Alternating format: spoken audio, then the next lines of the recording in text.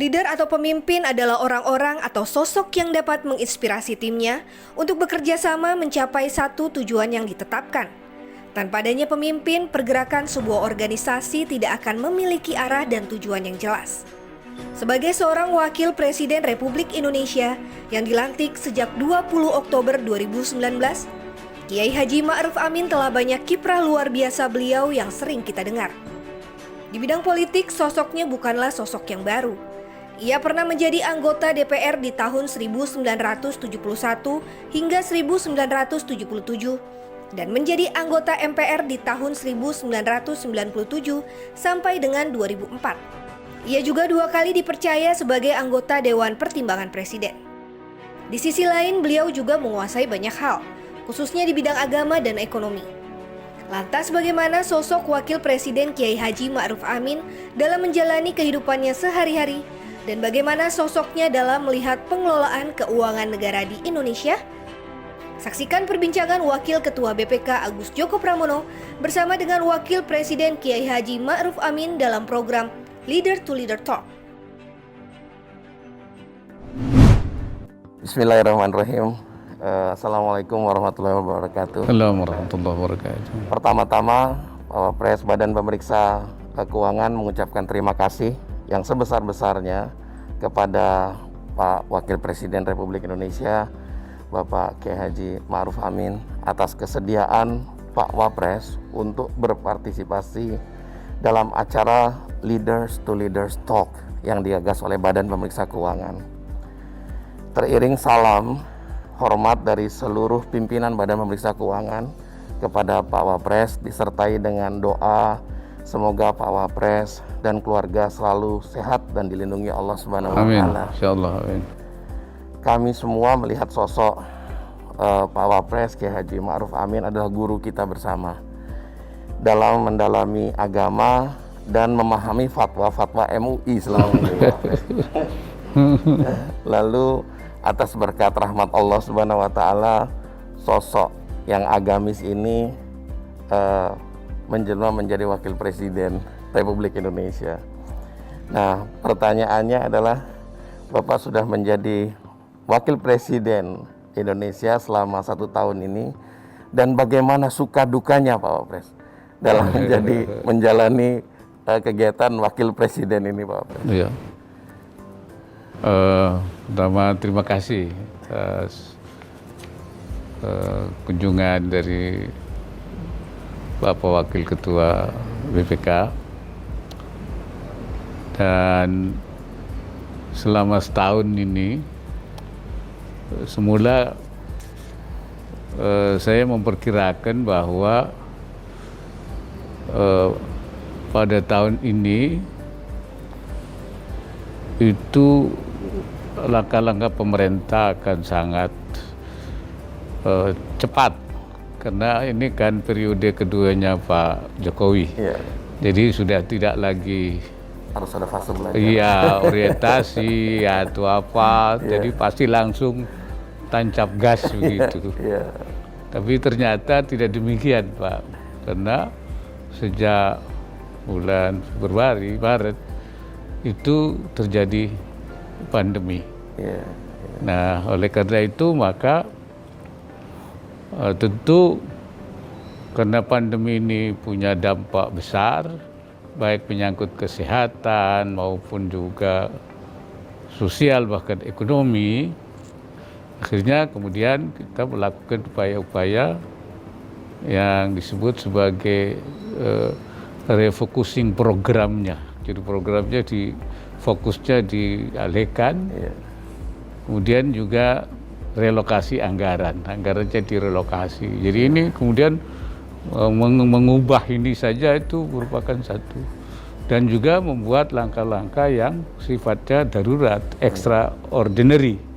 Nah, inilah yang kemudian menjadi kita terus melakukan upaya-upaya koordinasi. Dan saya sebagai wakil presiden, tentu saya membantu presiden menyesuaikan dengan langkah-langkah yang diambil bersama dengan menteri-menteri, dan semua melakukan koordinasi. Alhamdulillah, ya walaupun ini baru dialami, karena ini kan seperti bencana pandemi ini kan baru dialami, tetapi dengan kesigapan, dengan ketekunan, dengan semangat kerja yang tinggi dari para menteri di bawah pimpinan presiden, dan saya membantu presiden, kita lihat bahwa kemudian arahnya menjadi benar, dan hasilnya seperti bisa kita lihat di akhir-akhir ini. Kira-kira begitu. Terima kasih Pak Wamen, luar biasa sekali, karena memang situasi pandemi ini memang mengubah model dan cara kerja kita semua. Iya. Jadi anggaran yang sudah kita planning harus kita geser-geser, harus kita cari yang mana yang masih bisa diterapkan. Tapi terkait dengan situasi sekarang ini, apakah sebagai seorang Wapres itu ada yang berubah nanti dari sisi keseharian, dari sisi aktivitas, dari mulai subuh sampai subuh lagi itu Pak Wapres? Iya, tentu ketika saya masih di Majelis Ulama, tentu apa yang saya lakukan sangat berbeda. Tetapi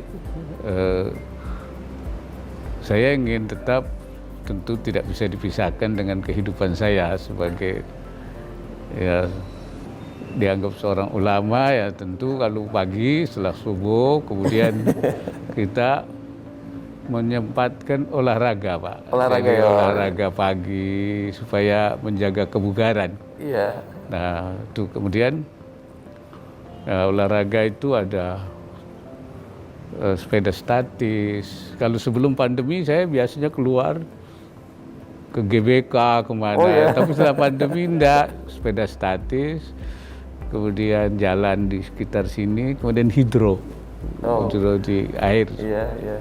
Nah, baru kita kemudian mulai membaca berkas-berkas, kemudian juga melakukan mendengarkan, membaca berita, kemudian juga mendengarkan laporan, lakukan ikut rapat sidang kabinet terbatas ataupun juga paripurna, kemudian juga menerima audiensi dari berbagai pihak. Baik. Ya, dan juga bertemu banyak pihak, kemudian untuk merumuskan, memantau seberapa kebijakan-kebijakan bisa dilaksanakan secara tepat di lapangan. Ya, sampai malam. Itu berlangsung terus dari berlangsung setiap hari. Iya. Ya, tentunya di tengah jadwal yang padat ini, Pak Wapres, semua metode kerja berubah, menteri-menteri cara kerjanya juga berubah. Karena di sisi lain ada protokol kesehatan, di sisi lain ada tantangan yang dihadapin pun tidak sama dengan yang kemarin-kemarin. Nah, dalam konteks kegiatan seperti ini, bagaimana Pak Wapres menjaga komunikasi dengan menteri dan stakeholder lainnya, Pak Wapres? Ya, saya itu kan ditugasi beberapa. Selain saya membantu presiden, saya juga ditugasi beberapa bidang seperti ekonomi syariah, reformasi birokrasi, penanganan kemiskinan dan stunting, ya, kemudian juga yang lain-lain juga. Nah, untuk itu tentu saya juga terus melakukan komunikasi dengan menteri-menteri. ya baik untuk juga menindaklanjuti arahan Presiden ataupun juga untuk menerima laporan pelaksanaannya. Nah, komunikasi ini baik secara formal maupun secara informal. Informal itu berkomunikasi secara pribadi atau dalam rapat resmi. Ya, jadi sebab kalau tidak mungkin tidak komunikasi itu bisa berjalan dengan baik. Jadi masalah komunikasi ini menjadi sangat penting. Bahkan juga seperti tadi saya katakan juga kita juga menerima audiensi ya dari berbagai stakeholder untuk juga memperoleh masukan, informasi atau kita juga menjelaskan kebijakan-kebijakan pemerintah. Begitu juga dengan para wartawan, media. Sebab kita juga tentu perlu menyampaikan kebijakan-kebijakan kepada media dan juga kita menerima juga. Oleh karena itu komunikasi ini begitu terus kita lakukan. Bahkan di hampir banyak sekali saya menyampaikan juga memberikan sambutan-sambutan di beberapa kegiatan perguruan tinggi. Juga saya jadikan sebagai media untuk menyampaikan informasi. Ada seminar, webinar, ada juga disnatalis. Nah, ini saya gunakan untuk berkomunikasi dengan mereka. Ada yang secara virtual, tapi ada juga yang secara tatap muka dengan tetap memperhatikan protokol kesehatan. Iya. Ya, kita harus sangat hati-hati sekali terhadap protokol kesehatan sekarang ini, Pak Wapres. Sangat penting sekali. Dan kami di BPK sendiri, Pak, apabila ada pilihan antara kesehatan dengan pekerjaan, maka kami pilih kesehatan dulu. Di BPK sendiri. Jadi kami sempat berkirim surat pernah dengan Presiden, Pak Presiden. Mungkin ini tahun ini akan ada sedikit kelambatan karena masalah protokol kesehatan tadi, dan itu sudah dibahas dengan seluruh menteri-menteri. Nah, kalau kita masuk ke konteks akuntabilitas keuangan negara pada saat ini, Pak Wapres, dan kami ini kan punya tugas periksa lalu kemudian menggambarkan kepada kementerian, kepada auditi bagaimana kondisi yang sebenarnya mereka hadapi pada saat ini. Ada yang bagus dalam konteks keuangan, kita sebut dengan WTP, wajar tanpa pengecualian. Ada yang kurang, tetapi lebih dalam dari itu ada konteks yang lainnya, yaitu kinerja dan kemudian konteks terhadap ketaatan pada peraturan perundang-undangan. Nah, pada waktu kita masuk aspek kinerja dan akuntabilitas, bagaimana Pak Wapres melihat kinerja secara keseluruhan dari kementerian, termasuk kami, karena kami merupakan warga dari Republik ini. Jadi bagaimana Pak Wapres melihat bagaimana sih negara ini sedang mengelola keuangan negaranya itu seperti apa dari tahun ke tahun, seperti apa menurut Pak Wapres? Dari apa yang saya lihat, bahwa semakin hari itu semakin baik. Semakin baik ini karena itu bisa diindikasinya adalah banyak yang sudah memperoleh WTP ya, wajar tanpa pengecualian. Semakin banyak, bahkan 2019 itu menurut laporan itu justru melebihi target yang ada pada RPJM. Gitu. Jadi ini artinya sudah makin hari. Dan di dalam ketika kita menghadapi pandemi, memang ada juga anggaran-anggaran yang ya harus dikeluarkan dengan cepat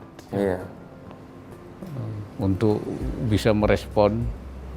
Tetapi juga seperti juga sering diarahkan oleh Presiden, tetap memperhatikan kehati-hatian dan akuntabilitas. Ini menjadi pedoman gitu. Oleh karena itu di dalam rangka menghadapi pandemi ini, maka juga pemerintah mengikut sertakan lembaga-lembaga seperti KPK, kemudian juga BPK, BPKP, sehingga dengan demikian maka pelaksanaannya bisa lebih terjaga. Dan keberhasilan ini juga tidak lepas dari peran BPK. Terima kasih. Di dalam rangka pemeriksaannya itu yang kemudian melahirkan rekomendasi yang biasanya terus ditindaklanjuti untuk memperbaiki. Jadi kalau kita sebut itu PPK ini seperti konsultan. Konsultan juga merangkap konsultan, sehingga temuannya itu kemudian bisa memberikan perbaikan. Ini saya melihat jadi kerjasama yang baik itu kemudian menimbulkan seperti tadi, makin banyak yang WTP, makin banyak yang WTP. Iya Pak Wapres. Jadi kami juga punya pola begini Pak Wapres. Kami selalu melihat ada satu kementerian yang bagus, ada satu kementerian yang kurang bagus di satu sisi. Maka kementerian yang bagus ini ilmunya kami serap, lalu kami berikan rekomendasi di kementerian yang kurang ini. Nah, juga sebaliknya. Jadi kalau ada yang kan tidak ada yang sempurna dalam konteks pelaksanaan praktikal, karena kadang-kadang peraturan perundang-undangan itu belum cukup. Di sisi lain juga kami bawa secara internasional, Pak Wapres.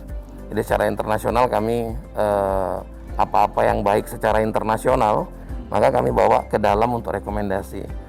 Nah, karena kami juga berpartisipasi di dunia internasional, kami juga sering membawa kebaikan-kebaikan di Republik ini ke internasional, Pak Wapres. Jadi kami sering menyampaikan kebaikan-kebaikan. Salah satunya yang pernah kami bawa ke ajang internasional adalah kecepatan penerapan Sustainable Development Goals di Indonesia. Di mana tahun 2017 Indonesia sudah mengeluarkan Perpres tentang SDGs. Ya, jadi itu kami bawa ke internasional dalam konteks auditnya. Nah, inilah yang kita berharap akuntabilitas kita dari hari ke hari akan semakin baik seperti itu, dan terima kasih atas dukungan Pak Wapres. Nah, tapi kan kita tetap harus ada waktu senggang, Pak Wapres. Nah, saya perlu mengelaborasi, mengetahui dalam waktu senggang Pak Wapres ini sebagai seorang Kiai Haji Ma'ruf Amin ini apa yang Pak Wapres isi Jadi kegiatannya? Saya sekali lagi menegaskan bahwa peran BPK ini besar sekali. Terima kasih ya Pak. Maka saya tadi sebut sebagai konsultan partner daripada pemerintah sehingga memperbaiki kinerja. Nah, kalau saya sendiri tentu ya seperti biasalah. Sejak dulu saya kalau waktu senggang itu ya tentu selain olahraga itu ya bertemu dengan anak cucu, bercengkerama gitu. Kemudian juga membaca koran, membaca buku, dan membaca kitab tentu saya itu. Nah, itu bawaan saya dari dulu, suka membaca kitab. Ya. Kemudian juga kalau ada waktu tentu mengobrol dengan orang-orang yang barangkali saya perlu memperoleh masukan dengan santai, ngobrol ringan-ringan tapi juga punya nilai dan manfaat besar. Nah, itu sering saya lakukan seperti itu, Pak. Terima kasih Pak Wapres ini. Dalam waktu senggang tetap menambah ilmu dan mencari informasi-informasi yang ada di masyarakat. Ya, Pak. Terakhir Pak Wapres, sebagai anak bangsa kami membutuhkan saran, tips, dan kemudian apa yang seharusnya kami lakukan, dan kemudian bagaimana sih menurut Pak Wapres cita-cita para pemimpin negeri ini itu seperti apa. dalam konteks kehidupan berbangsa dan bernegara, Pak Pres? Ya, saya mengharapkan bahwa ke depan itu akan lahirlah pemimpin-pemimpin bangsa yang kredibel, yang memiliki hard skill, soft skill, tapi juga memiliki spiritual, ya, keagamaan yang tinggi. Jadi kalau dengan dengan bekal itu, saya kira itu kita harapkan nanti akan lahir pemimpin-pemimpin yang baik. Dan tentu kuncinya pendidikan, saya kira, baik pendidikan umum maupun pendidikan keagamaan. Dan saya berharap pemimpin kita ke depan itu pemimpin yang tentu siap dengan perkembangan yang baru. Kita kan sekarang mengalami digitalisasi, ya, mengalami kemajuan teknologi. Kita harapkan pemimpin ini bisa beradaptasi, bisa berinovasi supaya tidak tertinggal. Nah, ini barangkali kita harus mempersiapkan mereka ke depan. Ya, kita kan disiapkan oleh masa lalu. Nah, kita menyiapkan pemimpin yang ke depan yang lebih baik lagi. Dan pemimpin itu juga harus, saya kira, orang-orang yang ya bisa mengintrospeksi diri, bisa bahasa agamanya sering bermuhasabah, gitu, muhasabah terhadap berbagai kekurangan, kelebihan, dan mendengarkan banyak aspirasi, banyak juga masukan-masukan, dan juga tentu pemimpin yang bantu juga ya siap mendengarkan ya, masukan dari berbagai pihak. Barangkali itu pemimpin-pemimpin ke depan ini kita harapkan lebih baik lah daripada yang sekarang. Terima kasih Pak Wapres. Ada pesan khusus buat BPK dan warga BPK Pak Wapres? Karena ini nanti akan didengarkan oleh seluruh insan BPK. Ya, saya kira BPK itu kan lembaga penting sekali. Baik Pak Wapres. Lembaga pengawasan yang tentu selain harus juga memberikan penilaian-penilaian, tapi juga memberikan tuntunan, bimbingan bahwa dia tidak hanya bisa menghukum, tapi juga meningkatkan, memberikan saran dan pendapat. Seperti Bapak tadi bilang bahwa ada kebaikan di kementerian yang lain, kemudian juga bisa kebaikan itu didistribusikan ke tempat yang lain. Betul. Ini kan artinya dalam upaya-upaya melakukan perbaikan ke depan. Dan itu saya katakan selama ini sudah dilakukan oleh BPK. Karena itu maka sistem pelaporan keuangan kita menjadi terus lebih baik. Karena itu saya harapkan kinerja seperti ini terus berlanjut ke depan. Ya, menjadi kebiasaan yang oleh BPK ke depannya. Baik. Barangkali itu juga perlu disampaikan kepada ketika terjadi pergantian, bahwa kinerja positif ini ya, yang oleh kita disebutnya sebagai konsultan partner yang baik, yang meningkatkan kualitas kerja itu bisa dilanjutkan kepada BPK ya. Dan saya berharap berbagai kebiasaan baik dari pemimpin-pemimpin yang ada sekarang. Kalau yang tidak baiknya jangan, saya kira yang baik-baiknya ini kita coba untuk kita wariskan. Dan ke depan seperti saya harapkan tadi akan lahir pemimpin-pemimpin yang bisa menjadi role model daripada pemimpin Indonesia yang bisa membawa bukan hanya pemimpin negara, saya kira dalam berbagai kegiatan organisasi akan lahirlah pemimpin-pemimpin yang bisa melakukan perbaikan yang berkelanjutan, sustainable. Ya, kalau bahasanya Kiai itu al-islah ila ma huwal aslah tsummal aslah fal aslah. Melakukan perbaikan karena yang lebih baik secara berkelanjutan, secara sustainable.